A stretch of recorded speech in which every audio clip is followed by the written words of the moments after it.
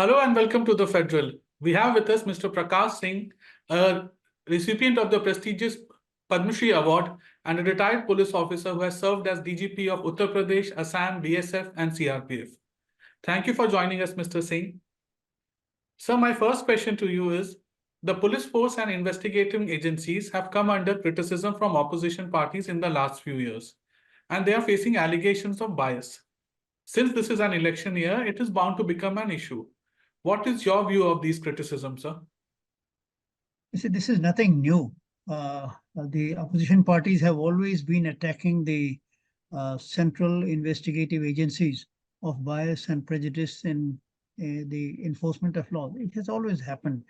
Uh, of course, you can say that its intensity or its frequency or its volume has gone up recently because the ED has been very active. So, I mean, as far as the criticism is concerned, look, I would say that it is not that these people are clean. People who are being proceeded against, people who are being raided, they are not clean.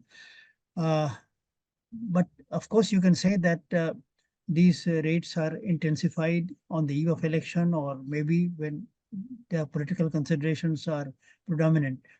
That may be true, that may not be true, but it could be partially true also. But it is not, as I said, it is not that these persons are above board or their conduct has been absolutely transparent. They have committed irregularity. All you can say is that people of all parties do not get this same kind of treatment on the eve of election. That you can say. So to that extent, I mean, but as far as the action is concerned, it is warranted, it is justified, it is called for. They are all they have done irregular things, and it's just that they are called to question. Their conduct is looked into, and cases are registered against them. But whether this action is even-handed, that is where there could be some doubt that people belonging to the ruling party are not proceeded against. They managed to get away, while those from the opposition, they are booked and prosecuted. So, we have witnessed instances of police forces and investigating agencies coming under attack. There have been cases of causing physical harm or cases being registered against them. How do these instances impact the morale of police or the investigating agencies, sir? See, these are very unfortunate incidents. Actually, such incidents never happened in the past in our time, because and that happened because generally the same party was in power at the center and in the states. So there was complete coordination. An IPS officer sitting in Lucknow could ring up an IPS officer sitting in Mumbai, and whatever he wanted would always get done. There was complete coordination and bonhomie and sort of friendly atmosphere uh, in the police across different states. This problem has arisen because A, there are opposition parties, and some of these opposition parties have taken very adversarial positions vis-a-vis the central government. So that has created problems. And this problem has been witnessed particularly in West Bengal, where enforcement directorate teams were beaten up, and they had to be extended CRP protection.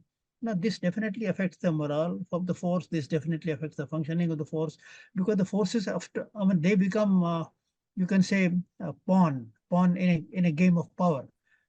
They are just doing their job, a legitimate job mandated by law, and in the process they get beaten up by the state government. They say that because you are hounding and chasing our party members out of political consideration. So they become pawns in a game, and to that extent it affects their morale, it affects their functioning efficiency, and well, it affects the functioning of the federal government also. I mean, the federal system that we have. So there's also this question about the impact of on the federal structure, as you have talked about, and different police forces in different states are acting against each other. How can such situations be avoided? See, there is only one way to avoid this kind of situation. Police and public order, as you know, are in the state list. Hmm. And actually, giving you a history of it, in 1935, there was an act passed, a Government of India Act of 1935, and that contained a provision regarding distribution of powers between the center and states. There was a central list, there was a state list, and there was a concurrent list. Now, at that time, police was placed in the state list. At the time the constitution was framed, I mean, we made the mistake of just copying and pasting it, pasting the distribution of powers as it was in the Government of India Act of 1935. Well, perhaps it is unfair to call it a mistake because the founding fathers of the Constitution could not have foreseen that the central government and the state governments would be sort of at each other's, would be at loggerheads, and they would try to run down each other, and that they would attack each other's enforcement agency. They could not have visualized that politics in the country would take such a nosedive, and that the different agencies would be acting against each other. So, so you can't blame them, but I mean, you can say the initial mistake happened at that stage. And the only way out now is to bring police in the concurrent list and give the center certain authority in respect of what are described as federal crimes. These federal crimes have been defined by the Administrative Reforms Commission, which was appointed under Mr. Veerappa Moily. They have said that these are the federal crimes and these would be investigated by the center. So once you have the concept of federal crimes, one center has a say in matters of law and order. I think this problem would very much diminish and if not altogether disappear. So the issue of autonomy of different investigative agencies has often been discussed, whether it is Congress in power or the present government. What are the immediate steps that need to be taken to ensure autonomy of police and investigating agencies are beyond doubt? Well, the best way is to ensure that you appoint the head of these institutions in a very impartial and objective manner, and there are no political considerations. And whatever procedures you prescribe, ensure the appointment of the most competent officer, not on political considerations. B, having appointed such a person, insulate him from extraneous influences. I mean, he should not be subject to pressures, and if he has the guts, if he has the character, he should be able to take independent, objective decisions. The problem is that we tend to we generally have a procedure whereby the central government has a dominant say and they elect officers of their choice. Once they officers of their choice, they toe their line, and they're not insulated from outside influences also. So if you can ensure objective, fair, impartial selection, and B, build some kind of insulation for them, that even if the government is unhappy with you, they cannot punish you. They cannot throw you out. So I mean, punish you if there has been any delinquency or default, or you are guilty of misconduct. That's a different matter. But not punish you just like that because you are not following my line, you are not carrying out our instructions or acting as per our wishes. He should be above such this kind of punishment. If you can do that, I think you will ensure a fair measure of objectivity in the functioning of these enforcement central agencies. So when we talk about police reforms, according to you, what are the 3 steps that need immediate attention and must be implemented at the earliest?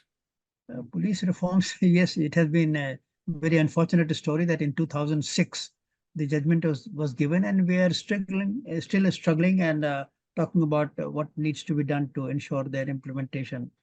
More than 70 years have passed since the judgment was given.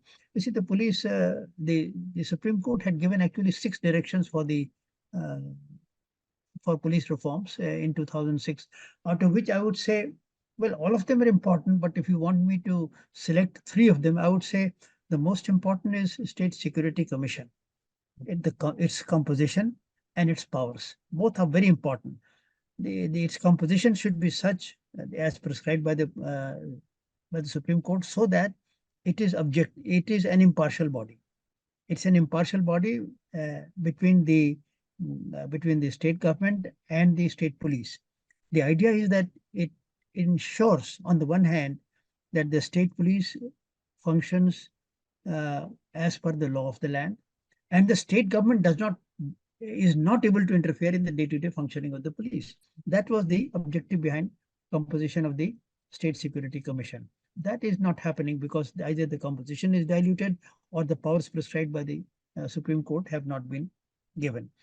Secondly, I would say the Police Establishment Board. The Police Establishment Board was constituted comprising the DGP and 4 other senior officers of the department, so that they have full say in personnel matters, in postings and transfers up to the rank of Deputy Superintendent of Police. And above SP, they would make recommendations which would generally be accepted by the state government unless they have some special reasons in which they could sort of change those recommendations also. This has been set up, but it is not really effective. And the police establishment boards are mostly they have become stamping authorities, recommending and approving. I mean, approving whatever the state government says. And the third, I would say, uh, I mean, there's a lot of problem in the appointment of the DGP. You would have read that in the papers also, that they are bypassing the UPSC and appointing acting DGPs, and then their tenure is also not fixed. I mean, it was meant to be 2 years. I mean, they remove those DGPs at whims, depending on depending upon how pliable or not the DGP is. So I mean, a transparent procedure for the appointment of the Director General of Police and giving him a fixed tenure of 2 years and a fixed tenure also to the officers in the field. I think these are three very important issues which need to be taken up. So why is it that successive governments have not moved towards administrative or police reforms, even though political parties promised them during elections?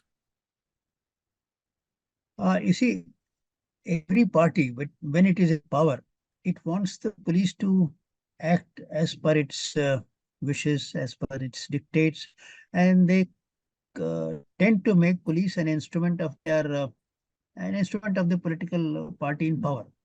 And while in opposition, they may talk of reform, they may criticize the government for its handling of the police, but once the opposition also comes to power, they also behave in the same manner. True. I remember Mr. Digvijay Singh, Congress leader, at one time he made a very classic statement. He said, "हमारे पास CBI भी है." What do you mean by saying हमारे पास CBI भी है? I mean, you just threatening the opposition कि हमारे पास CBI है और CBI से हम आपके खिलाफ फर्जी केस चल रहा कि आपकी चाबी लगा देंगे. True. So this kind of statement only shows the arrogance of uh, command over central investigative agencies, which could be misused and abused to harass those out of power. So, I mean, every party talks of it, but nobody really works on it when in power. So my last question is, the Union government recently replaced the Indian Penal Code with Bharatiya Nyaya Sanhita Act and CRPC with Bharatiya Nagrik Suraksha Act. What is your opinion on these changes, and how will it impact the present structure? You see, in a way, it is a good move. After all, we should have our own laws. Uh, and the concept is excellent. I have no doubts about it. But the manner in which it has been executed, about that, I have some reservations. Because I mean, you hear a lot of voices from different quarters that the bill was rushed through. The kind of consultations with different stakeholders which should have taken place did not happen, and government had probably a time limit, and they wanted to rush through these bills. When I'm closely associated with the Indian Police Foundation, we wanted to appear before the commission. We gave letters also. We informally conveyed through people who knew the chairman of the committee that our views may be taken, but we never got an opportunity. So, I mean, we kept on trying, but we never got the opportunity to present our case. Or, I mean, our case means our recommendations, our views about the Indian Police Foundation. So, my only concern is that it has been rushed through. And when you rush through something, and mind you, see, even when you pass a simple act, even a comma matters. Even a comma matters because that can change the meaning. And one spelling can lead to a different community being declared. I mean, you would have read such a story.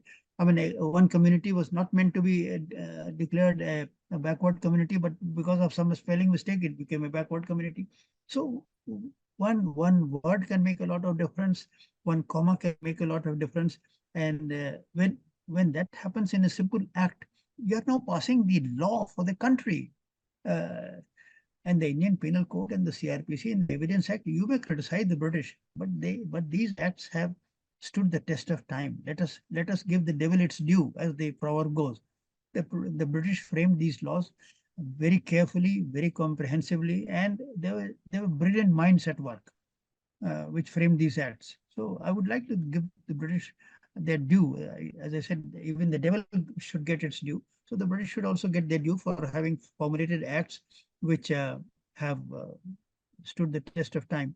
And we have passed acts, as I said, they have been passed in great hurry. So here and there, mistakes would have crept in, and these would come to notice only when the laws become operational. One point on which I feel particularly concerned. You see, there are certain sections which have become part of the common man's vocabulary. When you talk of section 302, everybody knows कि भाई ये तो हत्या का section है, murder section, this is murder section. When you talk of 144, everybody knows there is prohibitory orders and now you cannot have an assembly of persons. Everybody knows. Now, the contents have been kept, but the sections have been changed. And now instead of 144, it will become some other number. So people will be perplexed कि अब हो क्या रहा है? And somebody talks of 144, 144 will mean something else and not prohibitory orders. 302 will mean something else altogether. So if somebody hears of 302, maybe he will get a heart attack if that murder case has been registered against me, but maybe he is guilty of something, some petty offense. So I wish these framers of the uh, new uh, IPC, CRPC and Evidence Act, at least the important sections which have become part of the common man's vocabulary. Section 420, अब देखिए से 420 पे film भी बन गई है. अब वो 420 सारी दुनिया, मतलब हम कहते हैं वो 420 है. 420 means cheating. Everybody knows. The street hawker knows, the coolie knows, the ठेले वाला knows, the rickshaw वाला knows. Everybody knows. अब आपने उसकी दफा भी बदल दी, उसका सेक्शन बदल दिया. ये तो इससे मतलब लोगों को, I mean, people will have problem in relating these offenses to new sections. So this is, I wish they had avoided it and retained the old numbers in respect of at least say not more than 30 sections or so, which have become part of the common man's vocabulary and which are so well known by people across the country. But for that, and otherwise, as I said, it has been passed in great hurry. So I have some reservations as to how this would be implemented. Besides, all the police officers will need, the old generation police officers will need to be retrained about these sections. They will again have to go to police academy and learn these sections and their application. But let us hope that it is government is taking due precautions. They are rolling it out gradually. So let's hope there is not too much of confusion, but some confusion will definitely be there in the initial stages. But let us see. I mean, let us hope that the Indian genius will adapt it and accept it, as we have accepted so many other changes like metric change over to the metric system and others. But this is far more complicated than that. So it will take time.